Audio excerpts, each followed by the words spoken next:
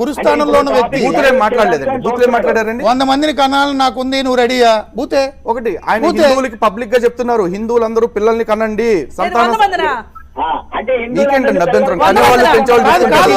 ఇదే మాట నేను డైవర్ట్ చేయట్లేదండి. ఇప్పుడు ఆయన చేద్దాం అనుకున్నది రివర్స్ ట్రాపే, అది వర్కౌట్ అవ్వలేదు. నీ చాటింగ్లు కానీ నీ రాసలీలలు కానీ అన్నీ మాకు తెలుసు. లాస్ట్ టైము లలిత్ కుమార్ అన్న వీళ్ళు ఏదో నిన్ను కాపాడిర్రు, అప్పుడే నీ బండారం బయట పడిపోతుండే. కొంచెం వాళ్ళు వీళ్ళు పెద్ద మనుషులు మధ్యలోకి వచ్చి నిన్ను కాపాడి ఇలా ముఖం పెట్టుకొని తిరిగేటట్టు ఒక ముఖం చూపించుకొని తిరుగుతున్నావు ఇవాళ దినము అంటే, హిందూ ధర్మం కోసం పనిచేస్తున్నావు అంటే, లలిత్ అన్న కానీ పెద్ద మనుషులు అప్పట్లో నీకు సపోర్ట్ చేసిన వాళ్ళని బట్టి నువ్వు ఇలా ముఖం పెట్టుకొని తిరుగుతున్నావు. లేకుంటే ఇవాళకి నీ గోచి ఎప్పుడో తిరిగిపోయాడు.